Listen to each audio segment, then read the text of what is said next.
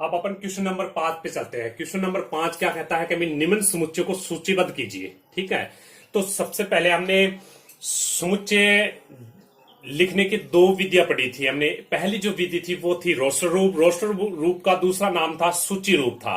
और एक विधि पढ़ी थी हमने समुच्चय निर्माण रूप। समुच्चय निर्माण रूप का दूसरा नाम था अपना नियम रूप भी था। ठीक है, तो रोस्टर रूप को अपन क्या बोलते हैं, सूचीबद्ध कीजिए। यानी कहने का मतलब सूचीबद्ध का मतलब होता है आपको रोस्टर रूप लिखना है। ठीक है, जो समुच्चय दिए गए हैं उसको अपने को किस में लिखना है, रोस्टर रूप में लिखना है। ठीक है, तो रोस्टर रूप में है दिए गए समुच्चय को हमें किस में रखना है, सूचीबद्ध कीजिए। इसका मतलब हुआ है कि हमें रोस्टर रूप में लिखना है। तो सबसे पहला जो क्वेश्चन दे रखा है वो हमें ये दे रखा है, देखिए ए बराबर में एक्स। एक्स एक क्या है, विषम प्राकृत संख्या है। तो सबसे पहले आपको ये जो प्राकृत संख्या दे रखी है, इस प्राकृत संख्या के बारे में पता होना चाहिए कि प्राकृत संख्या क्या होती है। अब आपको अपन बात करें तो देखिए प्राकृत संख्या ये होती है, कभी प्राकृत संख्याओं को एन से निरूपित करते हैं अपन। और प्राकृत जो संख्याएं होती है वो ये होती है 1 2 3 4, इस प्रकार से आगे जितनी भी गिनती होती है वो सारी की सारी गिनती है वो प्राकृत संख्याओं में आती है। अब आपको क्या बतानी है, विषम प्राकृत संख्या बतानी है। अब हमें बतानी है विषम बतानी है। तो अब इनमें से देखिए विषम देख लेते हैं अपन। 2 क्या होता है, सम होता है, 4 सम होता है, 6 सम होता है, फिर 8 सम होता है। तो इस प्रकार से अपने को क्या है कि ये जो समुच्चय ए का जो रोस्टर रूप बनेगा वो ये बनेगा 1 3 5 7 9, इस प्रकार से अपन चलते जाएंगे। ठीक है, तो ये समुच्चय ए का हमने रोस्टर रूप में लिख दिया है। अब अपन बात करते हैं क्वेश्चन नंबर 2 पे चलते हैं। क्वेश्चन नंबर 2 हमें क्या दे रखा है, देखिए बी बराबर दे रखा है एक्स, फिर कॉलन दे रखा है एक्स एक पूर्णांक है। अब आपको पता होना चाहिए कि पूर्णांक संख्या कौन सी होती है। ठीक है, तो पूर्णांक जो संख्या होती है वो अपन आई या जेड से क्या करते हैं, निरूपित करते हैं। और पूर्णांक संख्या होती है वो एक साइड में क्या होती है, माइनस वाली, यानी माइनस यहां पे लिख देते हैं -2, फिर -1, फिर 0, फिर एक साइड में 1 2, इस प्रकार से डॉट डॉट डॉट। ठीक है, तो ये क्या होती है, अपनी पूर्णांक संख्या होती है। अब आपको इसमें एक कंडीशन दे रखी है कि भी x का मान क्या है, -1/2 से बड़ा है और 9/2 से क्या है, छोटा है। ठीक है, तो यहां पे अपने देखिए ये दे रखा है -1/2 से बड़ा है, x का मान छोटा है 9/2 से। अब अपन क्या करते हैं कि सबसे पहले आपको इस बात का पता होना चाहिए कि पूर्णांक संख्याओं में संख्याएं कौन सी होती है। पूर्णांक संख्याओं में सिर्फ और सिर्फ गिनती होती है। 0 के एक साइड में गिनती आती है और 0 के दूसरे साइड में माइनस में गिनती आती है। यानी प्लस, एक साइड में +1 आएगा, दूसरी साइड में -1 आएगा, एक साइड में +2 आएगा तो दूसरी साइड में -2 आएगा। इसमें पॉइंट वाली संख्या नहीं आती है, बट्टे वाली संख्या नहीं आती है। ठीक है, तो यहां पे अपने को बट्टे में दे रखा है। तो सबसे पहले इसको देखते हैं कि भी एक्स का मान किससे बड़ा बनता है। तो यहां पे अपन देखें तो देखिए 1 में 2 का भाग दे तो ये बनता है माइनस में 0.5 बनता है। फिर एक्स का मान बड़ा है, इससे छोटा किससे बनेगा, 9 में 2 का भाग दे तो 4.5। इनके बीच में आपको कौन सी संख्याएं लेनी है, पूर्णांक संख्याएं लेनी है। ठीक है, अब अपन बात करें, देखिए यहां पे अपन x की बात करें तो ये देखिए -1 ले लिया। तो यहां अपना क्या होता है, देखिए -1 क्या है, पूर्णांक संख्या है। इससे पीछे पूर्णांक संख्या कौन सी होती है, अपनी 0 होती है यहाँ पे। फिर यहां पूर्णांक संख्या 1 होती है। तो 0.5 क्या होता है, माइनस में जो 0.5 है वो क्या है, इसके बीच में है। तो इसके आगे जो इससे बड़ी जो पूर्णांक संख्या है वो कौन सी बनती है, अपनी 0 बनती है। ठीक है, तो बी जो समुच्चय बनाएंगे यानी बी को जो रोस्टर रूप में लिखेंगे तो सबसे पहले इसमें कौन आएगा, इसके हिसाब से देखिए अपना 0 आएगा। फिर 0 से बड़ा पूर्णांक संख्या कौन सी होती है, 1 होती है। 1 से बड़ी पूर्णांक संख्या 2 होती है। 2 से बड़ी 3 होती है। 3 से बड़ी 4 होती है। 4 से बड़ी 5 होती है। लेकिन 5 अपने को लेना नहीं है। क्यों नहीं लेना है कि भी एक्स का मान 4.5 से क्या है, छोटा है। तो इसलिए क्या है कि जो बी समुच्चय बनाएंगे उसमें 0 आएगा, 1 आएगा, 2 आएगा, 3 आएगा और 4 आएगा। ठीक है, तो इस समुच्चय को हमने कौन से रूप में लिख दिया है, रोस्टर रूप में लिख दिया है। ठीक है, ये क्वेश्चन नंबर अपना था, 2 नंबर क्वेश्चन था। अब अपन बात करते हैं क्वेश्चन नंबर 3 पे चलते हैं। ठीक है, क्वेश्चन नंबर जो 3 है वो हमें क्या कहता है, देखिए क्वेश्चन नंबर 3 हमें कहता है कि एक्स एक पूर्णांक संख्या है। ठीक है, और एक्स स्क्वायर का मान क्या है, 4 के बराबर है और 4 से क्या है, छोटा है। तो सबसे पहले आपको ये बात का पता होना चाहिए कि पूर्णांक संख्या कौन सी होती है। आपको मैं बार बार बता रहा हूं कि ये बातें आपको याद रखनी है। ठीक है, क्या आई या पूर्णांक संख्या को आई या जेड से निरूपित करते हैं और पूर्णांक संख्या की एक साइड में होता है देखिए -2 -1 0, फिर होता है 1 2, इस प्रकार की संख्याएं होती है। ठीक है, इस साइड में 3 ले लेते हैं, -3 होगा, फिर आगे -4 होगा, -5 -6 -7, इस साइड में 4 5 6 7 8, इस प्रकार से गिनती चलेगी। वो सारी संख्याएं क्या होती है, पूर्णांक संख्याएं होती है ये। ठीक है, अब अपन बात करें कि आगे कंडीशन हमें दे रखी है भी एक्स स्क्वायर का मान क्या होता है, एक्स स्क्वायर का मान छोटा या बराबर होता है 4 के। ठीक है, एक्स स्क्वायर का मान 4 से छोटा है, एक्स स्क्वायर का मान 4 के बराबर भी है। अब अपने को देखिए सबसे पहले मैं आपको बता दूं, अगर दो संख्याओं के बीच में ये 3 चिन्ह आ जाए, या बड़ा का चिन्ह ये चिन्ह, ये चिन्ह, ठीक है, बराबर का चिन्ह, ठीक है, या फिर ये चिन्ह बड़ा या बराबर, छोटा या बराबर, ये इस प्रकार के अगर चिन्ह आ जाए तो उनको बोलते हैं असमीकाएं बोलते हैं, ठीक है। तो सब यानी मतलब ए बड़ा या बराबर है बी के, या ए बड़ा है बी से, या ए छोटा है बी से, या ए छोटा या बराबर है बी से, तो इस प्रकार की जो समीकरण होती है, इस प्रकार के जो होते हैं, इनको अपन क्या बोलते हैं, असमीकाएं बोलते हैं, ठीक है। तो ये यहाँ पे क्या दे रखी है आपको, असमीका दे रखी है, और इस असमीका को हमें क्या करना है, हल करना है। हल करते हैं तो देखिए, इसको सबसे पहले असमीका को समीकरण में बदल लेते हैं। तो यहां समीकरण में बदले तो एक्स स्क्वायर बराबर बनता है 4, यानी समीकरण में बदलने का मतलब है समीकरण में बराबर होता है, बराबर का चिन्ह होता है, ठीक है। तो यहाँ पे एक्स स्क्वायर बराबर 4 ले लेते हैं, तो एक्स स्क्वायर, यहाँ एक्स का मान ज्ञात करें तो एक्स बराबर क्या आएगा, +-2 आएगा। तो यानी एक्स का मान +2 के बराबर लेना है, -2 के बराबर लेना है, और इनकी बीच की कौन सी संख्या लेनी है, पूर्णांक संख्या लेनी है। तो देखिए सी जो समुच्चय बनाएंगे तो इसमें क्या आएगा, देख -2 आएगा, और फिर -1 आएगा, फिर 0 आएगा, फिर 1 आएगा, फिर 2 आएगा, क्योंकि x का मान 2 के बराबर लेना है, -2 के क्या लेना है, बराबर लेना है, और उनके बीच में जितनी प्राकृत संख्या है वो प्राकृत संख्या नहीं, पूर्ण संख्या है, पूर्णांक संख्या है, वो सारी की सारी संख्या लेनी है। तो इस प्रकार से समुच्चय सी को अपन क्या लिखेंगे, रोस्टर रूप में लिखेंगे। अब हमें दे रखा है, देखिए क्वेश्चन नंबर 4 की अगर अपन बात करें तो क्वेश्चन नंबर 4 हमें दे रखा है, देखिए डी क्या है, डी बराबर दे रखा है हमें एक्स, फिर कॉलन दे रखा है, एक्स क्या है, लोएल शब्द का एक अक्षर है, ठीक है। तो लोएल शब्द में जो अक्षर आए हैं उन अक्षरों से हमें क्या बनाना है, एक समुच्चय बनाना है, और जिसको रोस्टर रूप में लिखना है, ठीक है। तो रोस्टर रूप में लिखेंगे तो देखिए डी तो अपना बिल्कुल ही सिंपल है।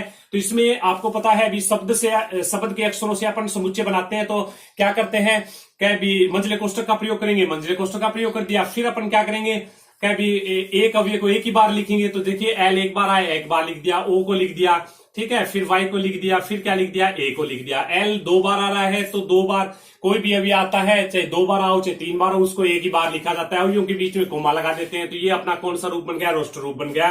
ये क्वेश्चन नंबर 4 था अपना।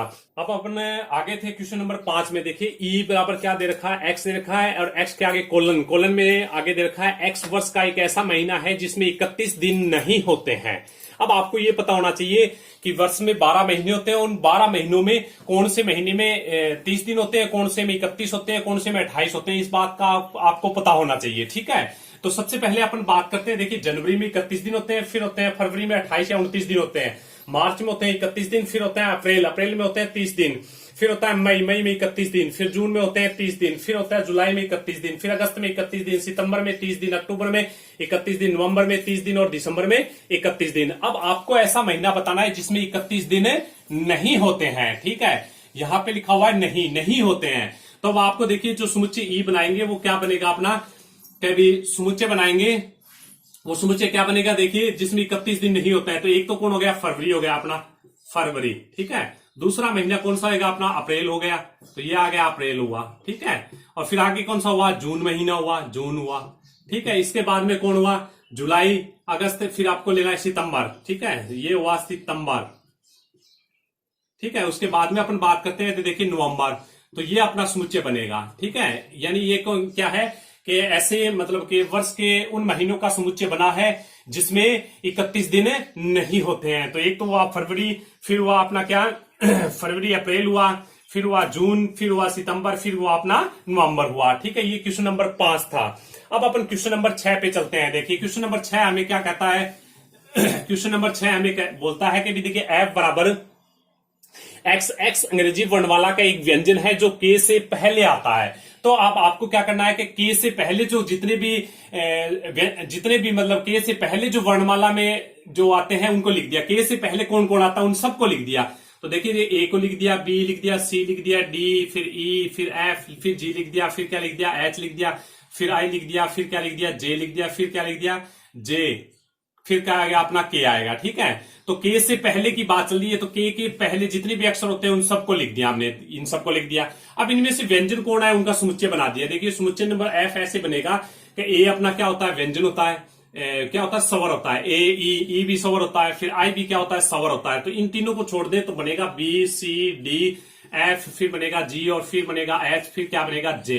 तो ये क्या है कि के से पहले आने वाले जितने भी व्यंजन है उन व्यंजनों का क्या है, समुच्चय है, ठीक है। क्वेश्चन नंबर 6 में चलते हैं। क्वेश्चन नंबर 6 कहता है कि बाईं ओर रोस्ट रूप में लिखित है और दाईं ओर समुच्चय निर्माण रूप में वर्णी समुच्चयों का सही मिलान कीजिए। तो एक साइड में आपको क्या दे रखा है समुच्चय निर्माण रूप दे रखा है, दूसरे रूप में आपको दे रखा है रोस्टर रूप। अब आपको क्या करना है कि इन दोनों का आपस में मिलान करना है, ठीक है। तो मिलान करने के लिए अपन क्या करते हैं कि देखिए यहाँ पे देखिए, सबसे पहले इसको देखते हैं ए में। ए क्या कहता है कि एक्स क्या है, अभाज्य संख्या है और 6 की भाजक है, ठीक है। तो सबसे पहले आपको पता होना चाहिए भी अभाज्य संख्या कौन सी होती है, कभी ऐसी संख्या जिसमें स्वयं का एक के स्वयं तथा एक के अलावा हो, तीसरी संख्या का भाग नहीं जाता, वो कौन सी होती है, अभाज्य संख्या होती है। और 6 की क्या है, भाजक है, यानी छह उन संख्याओं का 6 में पूरा पूरा भाग जाता है। तो अभाज्य संख्या आपको पता है कि कौन सी होती है, 2, 3, 5 होती है, फिर होती है अपना 7 होती है, ठीक है। तो 6 की भाजक कौन कौन सी है, इनमें से 2 और 3 है। तो इसमें जो ए में ये मिलेगा अपने को, ठीक है। तो क्वेश्चन 2 में कौन सा मिलेगा, ए मिलेगा आपको। अब आता है कि देखिए इस बी की बात करें तो बी में क्या कह रखा है कि भी एक्स फिर कोलन एक्स 10 से कम विषम प्राकृत संख्या है। तो विषम प्राकृत संख्या, तो प्राकृत संख्या तो अपनी होती है 1, 2, 3, 4, 5, 6, 7, ये सारी होती है। इनमें से अगर अपन सम की बात करें तो सम संख्या ये होती है 2, 4, 6, 8 होती है, ठीक है, डॉट डॉट। और विषम की अगर बात करें तो ये होती है 1, 3, 5, 7 डॉट डॉट डॉट, ठीक है। तो विषम आपको बतानी है, तो विषम कहां पे दे रखी है, तो ये देखिए विषम प्राकृत संख्या के बारे में दे रखा है, ठीक है। तो 10 से कम लेनी है, तो 10 से कम दे रखी है हमें। तो बी में जो अपना ये जो 4 नंबर दे रखा है, इसमें कौन आएगा, बी आएगा, ठीक है। अब अपन बात करते हैं अगला, देखिए क्या सी नंबर हमें क्या दे रखा है कि एक्स एक प्राकृत संख्या है और 6 की भाजक है। आपकी बार अपने में एक प्राकृत संख्या दे रखी है और 6 की भाजक भी होनी चाहिए। तो प्राकृत संख्या होती है 1, 2, 3, 4, 5, 6, 7, ये डॉट डॉट, और इस प्रकार से प्राकृत संख्या भी होती है। अब अपना क्या है, 6 की भाजक भी होनी चाहिए। तो अब आपको पता होना चाहिए कि 6 में 1 का भी भाग जाता है, 6 में 2 का भाग जाता है, 6 में 3 का भाग जाता है, 6 में 6 का भाग जाता है। तो ये अपनी क्या है, एक प्राकृत संख्या भी है और 6 की क्या है, भाजक संख्याएं हैं। तो ये जिसमें आ रहा है उसका आंसर ये होगा, यानी ए में मिलान करेंगे तो ए में कौन आएगा, अपना सी आएगा। अब आपका बच गया ये मैथमेटिक्स शब्द के एक मैथमेटिक्स शब्द का एक अक्षर है, ठीक है। एक्स क्या है, मैथमेटिक्स शब्द का एक अक्षर है। तो मैथमेटिक्स वाले में ये दिया जाएगा, ठीक है। तो ये अपना क्वेश्चन नंबर 6 हो गया है। अब अपन कुछ डेफिनेशन है, उस डेफिनेशन के बारे में चर्चा करते हैं, ठीक है। कुछ परिभाषाएं हैं जो आपको याद रखनी है। देखिए सबसे पहले हमें दे रखी है कि रिक्त समुच्चय। रिक्त समुच्चय क्या होता है, ऐसा समुच्चय जिसमें कोई अवयव नहीं हो, ठीक है। तो ऐसा समुच्चय जिसमें कोई अवयव नहीं हो क्या कहलाता है, रिक्त समुच्चय कहलाता है। इसे फाई या फिर मंजिला कोष्ठक को खाली छोड़ दिया जाता है, ठीक है। इस प्रकार से अपन क्या करते हैं, निरूपित करते हैं। एग्जाम्पल के तौर पे आपको क्या करना है कि अभी एक्स फिर कोलन एक्स संबंध रखता है प्राकृत संख्या से, यानी आपको एक ऐसी प्राकृत संख्या बतानी है जो 2 से बड़ी है और 3 से छोटी है। तो अब आपको ये पता होना चाहिए भी प्राकृत संख्या अपनी क्या होती है, 1, 2, 3, 4 इस प्रकार से होती है। तो ऐसी प्राकृत संख्या बतानी है जो 2 और 3 के बीच में आती है, या 2 से बड़ी हो और 3 से छोटी हो। तो ऐसी कोई प्राकृत संख्या नहीं होती है, इसलिए इस प्रकार का जो समुच्चय बनेगा वो क्या बनेगा, रिक्त समुच्चय बनेगा। अब आता है परिमित समुच्चय। ऐसे समुच्चय जिसमें अवयव की संख्या सीमित होती है परिमित समुच्चय कहलाता है। यानी ऐसे समुच्चय जिसमें अवयव की संख्या अपन गिन के बता सकते हैं कि भी उसमें 5 अवयव है, उसमें 10 अवयव है, या फिर अवयव की संख्या क्या हो, फिक्स हो या निश्चित हो, ठीक है। तो ऐसे समुच्चय को अपन क्या बोलते हैं, परिमित समुच्चय बोलते हैं। एग्जाम्पल के तौर पे बात करें तो अंग्रेजी वर्णमाला के स्वरों का समुच्चय है। तो अंग्रेजी वर्णमाला के जो स्वर होते हैं आपको पता है कि फिक्स होते हैं कि 5 हैं, भी ए ई आई ओ यू। तो ये क्या कहलाता है, अपना परिमित समुच्चय कहलाता है। अब अपन बात करते हैं अपरिमित समुच्चय की। अपरिमित समुच्चय होता है कि ऐसे समुच्चय जिसमें अवयव की संख्या असीमित हो, ठीक है। तो यानी ऐसे समुच्चय जिसमें अवयव की संख्या असीमित हो, यानी ऐसा समुच्चय जिसमें अवयव की संख्या क्या हो, अनिश्चित हो, जिसमें अवयव की संख्या अपन गिन के नहीं बता सकते, तो वो समुच्चय क्या कहलाता है, अपरिमित समुच्चय कहलाता है। एग्जाम्पल के तौर पे अपन ले तो प्राकृत संख्याओं का समुच्चय। अब आपको पता है कि भी प्राकृत संख्याएं को n से निरूपित करते हैं और प्राकृत संख्याओं का जो समुच्चय होता है उसमें अवयव होते हैं 1, 2, 3, 4 इस प्रकार से आगे डॉट डॉट लिख देते हैं। डॉट डॉट के आगे कितने अवयव अपन गिन के नहीं बता सकते, इसमें क्या होते हैं, अगणित मतलब के अवयव होते हैं, ठीक है। तो ये क्या कहलाता है, अपना अपरिमित समुच्चय कहलाता है। अब आती है बात समान समुच्चय। तो समुच्चय ए तथा बी इस प्रकार हो कि समुच्चय ए का प्रत्येक अवयव समुच्चय बी में हो तथा समुच्चय बी का प्रत्येक अवयव समुच्चय ए में हो, तो वो समुच्चय क्या कहलाते हैं, समान समुच्चय कहलाते हैं। यानी कहने का मतलब है क्या समुच्चय ए में कितने अवयव हैं, 1 2 3 4, ये 4 अवयव हैं, ठीक है। और बी में क्या यही 4 अवयव है, एक जैसे है। देखिए 3 इसमें आ रहा है तो 3 इसमें भी है, 4 इसमें आ रहा है तो 4 इसमें भी है, 1 इसमें आ रहा है 1 इसमें भी है, 2 इसमें आ रहा है तो 2 इसमें भी है। तो ए तथा बी क्या है, दोनों के दोनों समान समुच्चय कहलाते हैं, ठीक है। यानी ए का प्रत्येक अवयव किस में है, समुच्चय बी में है, और समुच्चय बी का प्रत्येक अवयव किस में है, समुच्चय ए में है। तो इस प्रकार के जो समुच्चय होते हैं उनको अपन क्या बोलते हैं, समान समुच्चय कहते हैं, ठीक है। अब अपन इसके ऊपर आधारित एग्जाम्पल पे बात करते हैं। अब अपन 1.2 में क्वेश्चन नंबर 1 पे चर्चा करते हैं। तो 1.2 में क्वेश्चन नंबर 1 हमें यह बोलता है कि निम्न में से कौन से रिक्त समुच्चय के उदाहरण है।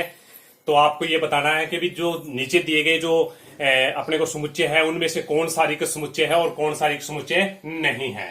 तो यहाँ पे क्वेश्चन नंबर 1 की अगर अपन बात करें तो देखिए 2 से भाज्य विषम प्राकृत संख्याओं का समुच्चय लेना है। तो आपको मैंने बताया था कि अभी 1 2 3 4 ये क्या कौन सी संख्याएं होती हैं, प्राकृत संख्याएं होती हैं। अब प्राकृत संख्याओं में कौन सी लेनी है, विषम प्राकृत संख्या लेनी है। तो इनमें से विषम प्राकृत संख्या का जो समुच्चय बनाएंगे वो ये बनेगा 1 3 5 1 3 5 और 7 बनेगा डॉट डॉट। अब आपको क्या करना है कि विषम प्राकृत जो संख्या है, ये जो विषम प्राकृत संख्या लिख दी हमने, तो विषम प्राकृत संख्याओं में ऐसी कौन सी विषम प्राकृत संख्या है जो 2 से भाज्य है, यानी 2 का पूरा पूरा भाग जाता है। तो ना तो 1 में जाता है, ना 3 में जाता है, ना 5 में, ना 7 में, ना 9 में। तो ऐसा जो समुच्चय बनाएंगे वो क्या होगा कि अभी ऐसी कोई संख्या, ऐसी कोई विषम प्राकृत संख्या है ही नहीं जिसमें 2 का पूरा पूरा भाग जाता हो। इसलिए ये दिया गया समुच्चय क्या है, अपना एक रिक्त समुच्चय है, ठीक है। तो ये जो क्वेश्चन नंबर 1 है वो क्या है, अपना रिक्त समुच्चय है। अब आपको बताना है कि सम अभाज्य संख्याओं का समुच्चय। तो सबसे पहले आपको क्या बताना है, सम अभाज्य संख्या बतानी है। तो आपको दिमाग में आनी चाहिए कि भी अभाज्य संख्या कौन सी होती है। अभाज्य संख्या होती है अपनी 2 3 5, ये अभाज्य संख्या 2 3 5 7 11, ये क्या होती है, अभाज्य संख्या होती है, आगे डॉट डॉट डॉट। तो इनमें आपको देखना है कि देखिए अभाज्य संख्या है तो ये आपको बता दी है। अब इसमें से देखनी है कि सम अभाज्य संख्या कौन सी है। तो इनमें से सम संख्या कौन सी है, अभी 2 है। तो इसलिए इसका जो समुच्चय बनाएंगे उसमें एक केवल और केवल एक ही एलिमेंट आएगा। तो इसको अपन एकल समुच्चय भी बोल सकते हैं, क्योंकि इसमें एक ही अवयव है तो उसको अपन एकल समुच्चय बोलेंगे। तो ये क्या है, रिक्त समुच्चय नहीं बनेगा, क्योंकि इसमें एक एलिमेंट होगा, वो कौन होगा, 2 होगा, ठीक है। अब अपन चलते हैं क्वेश्चन नंबर 3 पे चलते हैं। क्वेश्चन नंबर 3 हमें कहता है कि भी x फिर कॉलन x क्या है, एक प्राकृत संख्या है और एक ऐसी प्राकृत संख्या है जो 5 से तो क्या है छोटी है और 7 से क्या है बड़ी है। तो अब अपन यहाँ पे बात करें तो देखिए प्राकृत संख्या कुछ इस प्रकार से होती है कि 0 ले, यहाँ 1 होता है, यहाँ 2 होता है, यहाँ 3, फिर अपन ले 4 ले, फिर यहाँ पे आगे ले तो 5 होगा, फिर क्या होगा 6 होगा, फिर अपन ले 7 ले, फिर आगे क्या है 8। तो यहाँ पे एक कंडीशन तो दे रखी है कि x का मान 5 से छोटा है। तो ऐसी संख्या बतानी है कि 5 से छोटी हो तथा साथ ही क्या है 7 से बड़ी हो। तो 7 से बड़ी हो, तो ऐसी प्राकृत संख्या आपको बतानी है जो 5 से छोटी हो और 7 से क्या हो, बड़ी हो। तो ऐसी कोई प्राकृत संख्या नहीं होती है जो 5 से क्या हो, छोटी हो और 7 से क्या हो, बड़ी हो, ठीक है। तो इसलिए ये जो दिया गया जो क्वेश्चन नंबर 3 है वो क्या है, एक रिक्त समुच्चय है, ठीक है। अब अपन बात करते हैं कि भी क्वेश्चन नंबर 4 पे बात करें कि y क्या है, किन्हीं 2 समांतर रेखाओं का उपनिष्ठ बिंदु है। अब आपको पता है कि भी 2 समांतर रेखा ये है, इन दोनों का उपनिष्ठ बिंदु कौन सा होता है। अब आपको पता होना चाहिए कि इन दोनों का उपनिष्ठ बिंदु, कोई बिंदु इन दोनों का, इन 2 समांतर रेखाओं का कोई बिंदु ऐसा नहीं होता जो उपनिष्ठ होता हो, ठीक है। इसलिए ये समुच्चय भी क्या होता है, एक रिक्त समुच्चय है, ठीक है। ओके, धन्यवाद। बाकी क्वेश्चन नेक्स्ट वीडियो में पढ़ेंगे।